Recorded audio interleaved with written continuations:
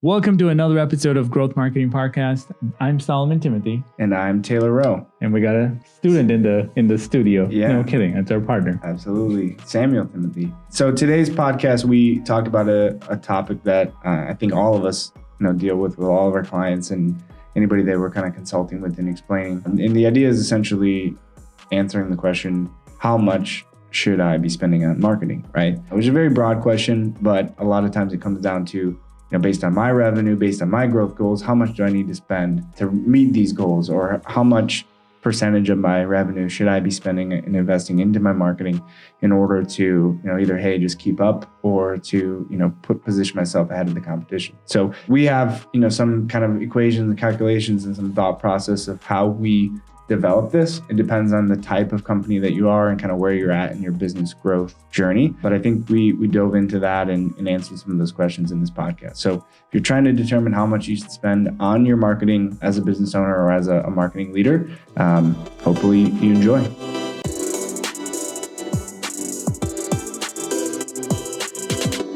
All right, so Taylor, today's topic is how much should I spend on my marketing? Right, that's a question you're always going to hear for decades and decades and years to come. Yep. And it's a magic formula. Yeah, it is. I mean, I think for whatever reason, there was always this idea, maybe it was back when it was a little more traditional marketing, is like, you look at a business, and a lot of times, by the way, these are calculated based on, healthy, thriving businesses, established businesses, right? It's like, okay, well, here's what your human capital cost should be, and here's what your rent expense should be, and here's how much you should spend on insurance, and here's how much you spend on marketing.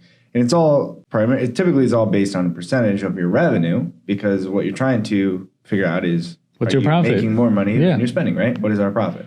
So based on that equation, a lot of times there was this idea I remember learning about, everybody kind of talked about this idea of like 10%, right? You spend 10% of your gross revenue on your marketing. Well, what's happened is we've gotten a lot better at tracking, especially companies that have transitioned over to, majority or primarily digital strategies. Obviously, what we do at OneIMS is all digital efforts, right? So we can track everything. And for the most part, for most businesses we work with, we can track not only how much we're spending and how that's relating into the leads, but we can track what that's turning into in terms of revenue. And what is that in a percentage of that revenue, right? What kind of return on investment you're getting. So I would look at it from a couple of different ways.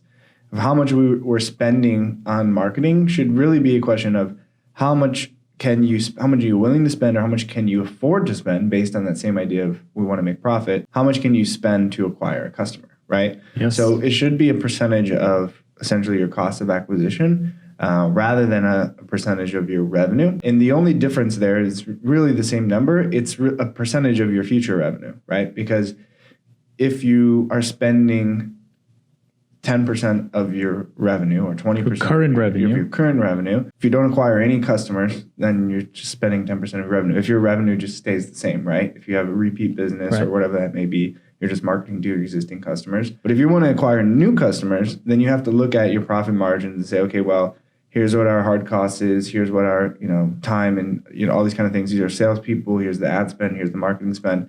Here's the agency fees. All that kind of stuff. Here's what we're spending on content.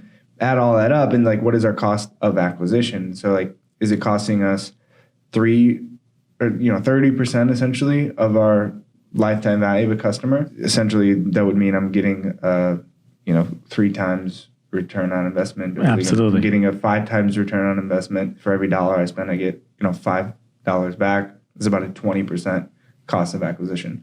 So I would look at it more from that perspective. And then I would break it down into 2 main categories, right? So you have new business, the new business that's a startup or a young business that's trying to grow aggressively. And then you have more of an established business. So I would look at it and say, hey, for a new business, you need to spend a higher percentage. I mentioned the idea of 30%, right? You're willing to spend 30% in terms of a cost of acquisition, or 30% of your future revenue in order to acquire the customer. I think probably a safe range, depending on your business and business model, would be maybe 15, 20, 25. I think between 20 and 30% is typically safe for most businesses we work with. When you get towards that 30%, sometimes it can become unprofitable because then you add on all the other expenses that it costs you to run a business, and you're already a new business. So it may be expensive, but that's what it takes to grow and start up a new business, right? You have to spend money to make money, right? So that's where I would say in terms of healthy ranges of a new business, you want to spend anywhere from 10 to 20%, 15 to 20%, probably 30% or on the high end of your future revenue. Or the other way to look at it is of your cost of acquisition, right? In relation to the revenue that you're going to bring on. The other side is more established company. So more established company, they have more brand awareness, they have more existing customers. They also have a lot higher revenues, right? There is some point of diminishing returns when it comes to marketing for most companies. So if you're a $1 billion company, you might not be spending, you don't need to spend 20% of your revenue on marketing, right? It might be 6% of your revenue or 5%, because it's still a high number, right? So I think you have to look at it in relation of how established a company is and then also the revenue size. So I want to walk through a couple of examples of what those numbers would look like, right? Because I think there's some common pitfalls people come into when calculating this equation. So let's just say for the sake of math and round numbers, let's say we're a $10 million company, right? And want to grow by 15% this year. The goal is to grow by 15%. So when we look at the old way to do it is say, hey, we're going to spend 10% or 20% of our revenue. That's 10% or 20%. Wait a minute. If you're at $10 million, most entrepreneurs say that's a lot of money in marketing. I don't want to spend $1 million. Yeah. Well, if you look at it and say, hey, we need to grow by 15%, right? That means that we need to be 11.5 million. So 20% of your revenue should be about 2.3 million. So that's actually 23% of the 10 million, right? Because we're growing by 15%. So like you said, that it seem like a high number, but okay, we're a $10 million company. We should spend 2.3 million. Again, that's 20%. So you could say, okay, we're 10 million, but in our market, that's an established company. So maybe we want to spend 6% or 10% or 12%. So you can play with those numbers. But again, for the sake of round numbers, let's say it's $1 million or let's say it's 2 million. How do we calculate that is, again, where a lot of common pitfalls come into play. You have to look at all of we're talking about your marketing expense, and sometimes it can lump into sales in terms of what your cost of acquisition is. So we need to look at our marketing personnel, our sales personnel, commissions that need to be paid out, our actual ad spend, creative, our agency fees, any other things that we're outsourcing, any overhead or tools and technologies that go into that. So when you look at that, it seems like a lot, but it's not. I mean, if we say, hey, we're a $10 million company and we have very aggressive growth goals because we want to grow by 15%. So we want to go from 10 million to 11.5 or 12 million. And we should have at that point a couple of person marketing department, probably a marketing agency, spending money on tools and technologies, our website, our creative, hosting, all these kind of things. It is going to add up. And again, when you look at that and say, okay, it's 10, 15, 20% cost of acquisition, I think people would say, all day, if I could spend 2.3 million and make 11 million, they would do that, right? It's still a small percentage of that ultimate revenue. So of course that number is going to be higher than what you're expecting or what feels comfortable, is because you want to grow. You need to look at it in terms of a percentage of your future revenue. But that also, one good point would be to look at the actual business model, right? Because if the first 10 million is a foregone conclusion, then you're really marketing to get 1.5 million, not 11 million, right? Because you're looking to get that extra incremental. So then you look at, okay, 20, 30% of 1.5 million is a different number. So those are some things you have to look at. And then the second pitfall that I see is probably this is more common, right? It's less common that we'll have a 10, 20, $100 million company that says, you can find the budget, right? The more common pitfall is someone who's a very small business or, a startup that says, hey, I'm doing 800,000 in revenue today. Last year I did 400,000. So we grew 200, doubled, right? Now we're at 800,000 and my goal next year is to do 2.5 million. So I'm going to spend 10% of my revenue. It's 80,000. Just hired a marketing person, paying them $60,000. So here's $20,000. What can we do, right? So now you're looking at basically trying to make a miracle happen with $20,000. How do we make a $2 million business? To grow by, triple the size. Yeah. So that is probably the most common. And that's where, again, your marketing budget also has to be aligned with your actual expectations, really, and what you're trying to see. So I'm not saying that, hey, a $2.5 million growth is out of the question, but you have to look at the business model, how you went from 400,000 to 800,000, and is it realistic to go to 800 to 2.5 by investing into marketing or digital marketing? And if so, if you followed that same percentage that we talked about and said, hey, okay, I'm going to spend 20% cost of acquisition. So basically, I'm going to get, for 20% means for every dollar I spend, I get $5 back, right? So I'm getting $1 in, $5. I'm getting 5 times return on my investment. So you would have to spend $500,000 to make $2.5 million. So when you look at it that way, anybody would say, yeah, if I spend $500,000 and I get $2.5 million, done deal. But that's like saying, I'll buy the lottery ticket if I know I'm going to win. You don't know until you do it. So I think that's probably the most common mistake that people make when understanding how much we spend on budget. It needs to be a percentage of your future revenue, but also needs to be realistic. And so I think just kind of looking yourself in the mirror when you make that calculation to say, is my growth goal too aggressive? Which, as business owners, entrepreneurs, we never want to be too aggressive. Too aggressive is not a word in our vocabulary, but it may be unrealistic to hold our marketing team to that standard, right? Let's come up with some very specific goals that are actual attainable, right? These are attainable goals. And I think that's what we see a lot of times with small businesses. It's like, if I could just do something online that could get in front of thousands of people or millions of people, I just need X number of opportunities. And you can do the math, and it can be feasible to say, yeah, we have the capacity to 2.5 million or 3 million or 10 million, but we're only 1 million today. So, hey, we're a $1 million company. We'll spend 20% of our revenue, but we need to be $10 million. What about the guy that says, I really don't have a budget? Yeah. I have unlimited budget. Well, yeah, I mean, that's the thing, is like we were just talking about, especially with a startup. I mean, typically the businesses, the companies that can spend more money longer than their competitors are going to win out. Right. The one that can spend the most on acquiring it sounds crazy because it's not possible, right?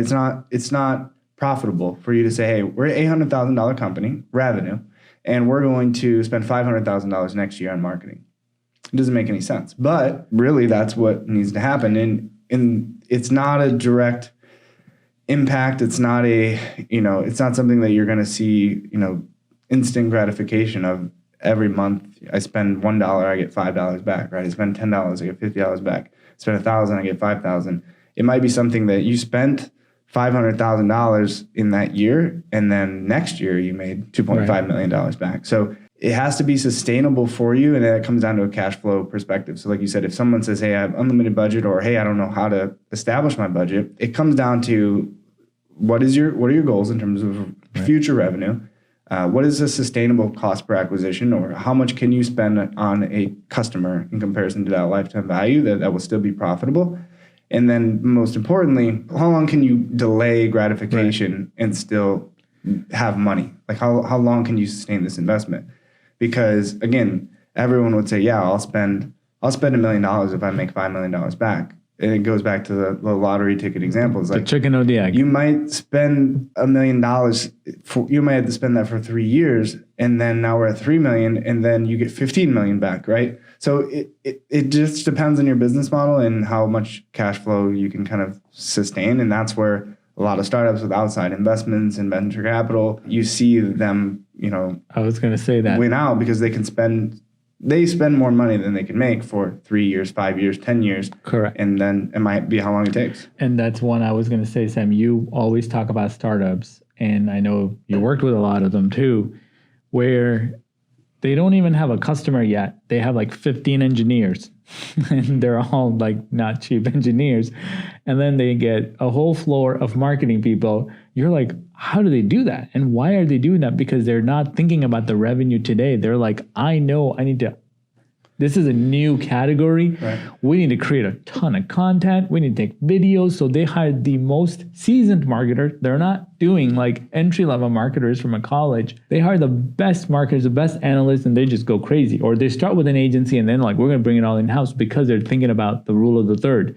If I can get If I'll spend $30,000, but I'm going to get $100,000 client, right? Like I'll spend X a lot dollar. of the tech companies are Exactly. or a lot of startups are tech companies, right? So it's software-based business. Margins are extremely high, so they can normal businesses where you have a product or service to sell, 10%, 20%, 30% marketing costs. That's where I say you start to get a little dangerous when you talk about 30% marketing costs, because then you actually have whatever the cost of goods sold and what are your margins are going to be, plus your overhead and employees. So you have some sort of equation you have to figure out there in terms of what is the break-even point and what volume do we have to do in order for that 30% to make sense. But then you have, like you said, a tech company where they'll operate in the negative for years. Well, and it's, their margins are 90%, right? It's like they've already have invested and created the software. There's no additional cost of bringing on another customer. So they're willing to do that. And the other thing is a lot of times it's like looking at a market evaluation of, hey, this is a $2.5 billion market, right? Which I never liked that way of looking at things. I feel like whenever somebody says, hey, we did the research and this is pet food is a $2.5 billion market. Food delivery. Yeah, it's like, okay, well, yeah, you're not going to have the whole market. That's too vague. It doesn't make sense. But the reason they do that is because of exactly what we're talking about. And like you said, the first hire is, marketing director, sales director. They're investing in sales, marketing. Product is like down the road because they know that they will spend as much as it takes to acquire the customer. Correct. I mean, we see that still to this day with companies like Amazon, where they will pay lose money. $1,000 to acquire you as a customer, then you're going to pay $14 a month for Amazon Prime because they know that once you are on there, once you're hooked, you're going to buy more stuff. I mean, it's they've done the math. They've figured out that they're willing to spend more to acquire the customer. And that's, again, where I think I'm not suggesting that every business owner needs to borrow money or go in debt to invest in their marketing. But I think you need to be realistic with your growth goals to say, hey, how much are we willing to spend to acquire a customer, and what time frame do we need to see that return on investment? And if it's something where you're in a position as an organization that you have to spend money in Q1 to make the money back in Q2, you may not be ready to invest into a marketing strategy. I think it's something that you need to look at an annual basis for most businesses of how much can we spend this year to recoup next year. And that's when you start looking at, okay, it was 3 times return on investment, 5 times return on investment.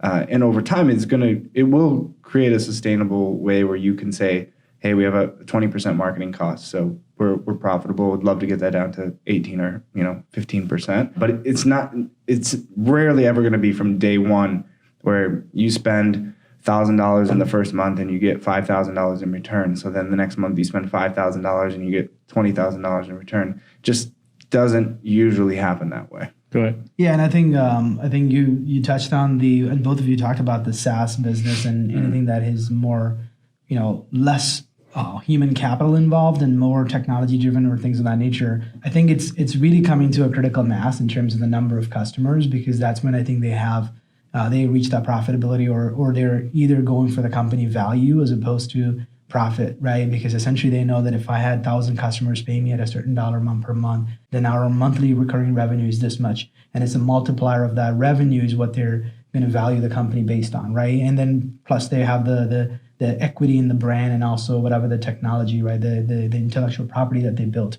So I think one of the books that just came to my mind is the Reid Hoffman, who is the co-founder of LinkedIn, BluePay, as well as LinkedIn. I think he wrote a book called Blitzscaling, and he talked a lot about how any one of those platforms, even for eBay growing in terms of user base or LinkedIn growing in terms of user base, they were not focused on profitability or making money at all. They were all focused on the critical mass because they knew that if they reached that critical mass in terms of number of users, then the company would automatically become almost either creating a community, right? Like in the case of LinkedIn, it was all about creating a community where there's enough people actively engaged, then now it become a platform that there's transaction, things of that nature, right? So I think that is also essentially where I think business owners need to look at it. It's not, hey, I got to find, just not just looking at it as from an advertising cost or marketing cost to acquire a customer, but also just kind of like, hey, that first mover advantage. If I'm going to wait around 2 years to really grow to my revenue, my potential revenue, would I miss out on an opportunity to create a category, and would I miss out on an opportunity to,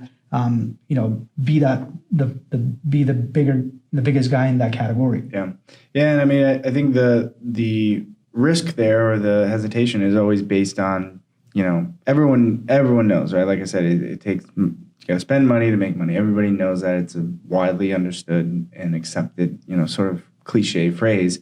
But am I spending money the right way? Because again, in hindsight, every business owner would say, okay, hey, I'm $10 million. I want to be $15 million.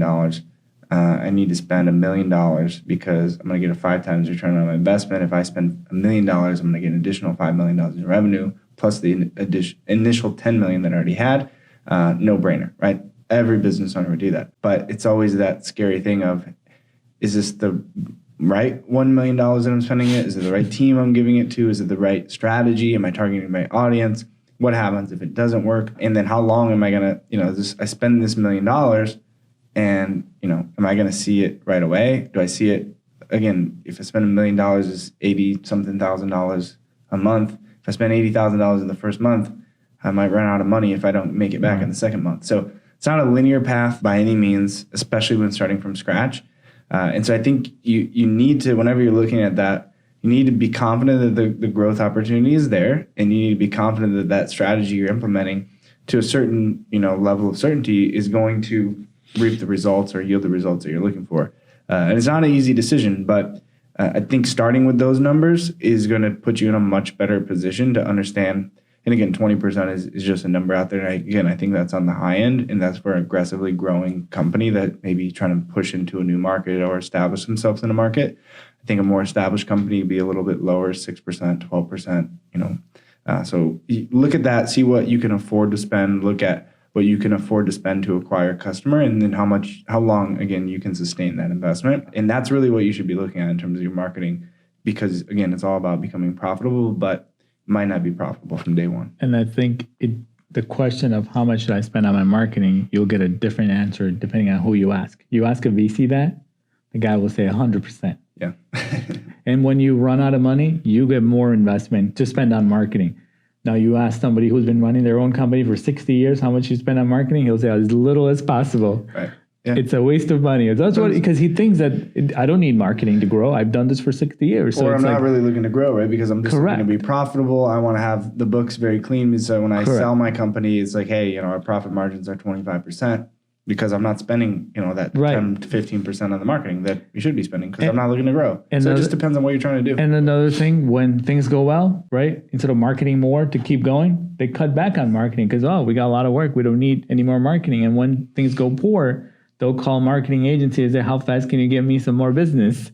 Yeah. Think about that. Or better yet, it's just like it doesn't make sense the way they're doing it. Or if the first thing they want to shave off is marketing. However, there needs to be the front line. That's the thing that drives your growth. Yeah. If you're trying to grow and stay competitive and stay relevant, how many ever years you have to be focused on that. And I like I said, a lot of times it's a young entrepreneur saying, I want to be $2 million in 1 year. And then how much are you going to spend on marketing? $2,000. Right. And that's on Instagram ads. That's again where it comes down to this percentage, this equation.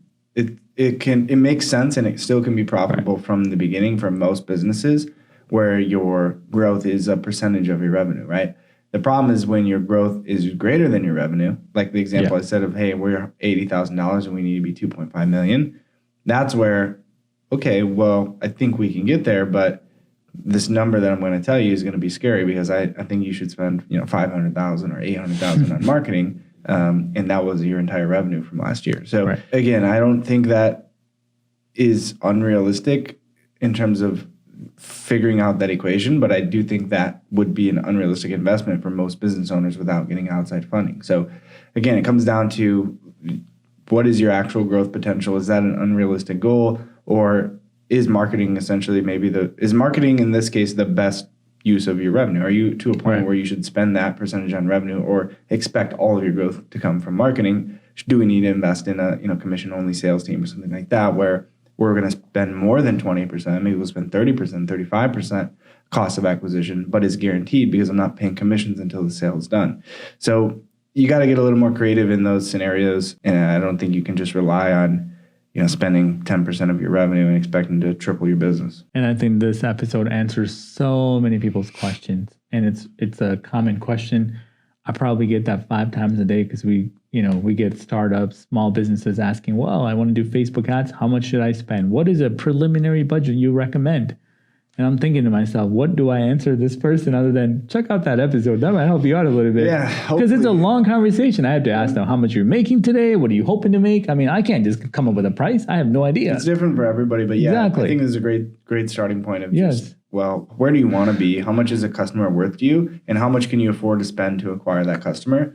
That should start your equation. Or how much are you willing to spend on a lead? They don't even have a number to come up with and say, hey, what are you looking to spend? If I give you a lead if it's $100, how many leads do you need and how many can you afford, right? Everybody's got a threshold. Say, oh, if I start seeing results, I'll spend more.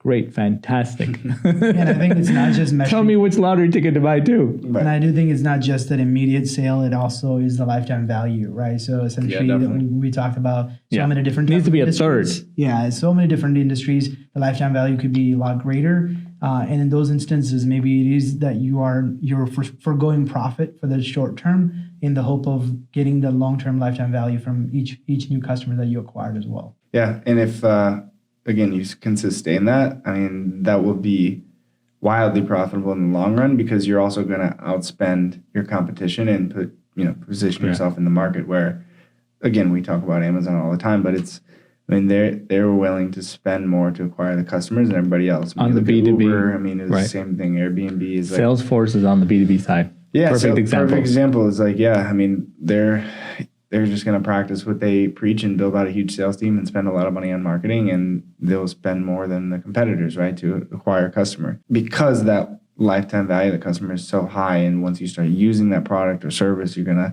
ingrain that into the DNA of your company. And as you grow and scale and hire more people, then you're going to pay more to use that. So that's a perfect business model to explain of why you might spend $10,000 to acquire a customer that's only paying you $11,000 in the first year. On paper, you're not going to make any money on that because you have the sales team, you have development team, you have support, all of that. But that customer is going to be a customer for 10 years and their price is going to increase by 10, 15, 20% year over year. Then now we're talking about, I spent $10,000 to acquire a customer that's worth $150,000 or $200,000 or $300,000 to me. Then that equation starts making more sense. And if you have the ability, you have the cash flow to sustain that for 5 years, 10 years, none of your competitors are going to be able to keep up with that. Absolutely. Any final thoughts, anyone? That's it. I mean, I think, again, this question is sometimes extremely complex, and there's a lot of different nuances that could impact that. So if you have questions about how much you should be spending on your marketing, or how do I calculate my cost of acquisition or my cost per lead or a percentage of my future revenue, or what is the addressable market, we'd be happy to discuss that. You could send in your questions to the podcast and we can answer them on the podcast, or you could set up a call. We can kind of walk through those numbers specifically. I think just oneims.com/podcast, correct? Correct. Absolutely. Thanks a lot for tuning in, and we'll see you next time.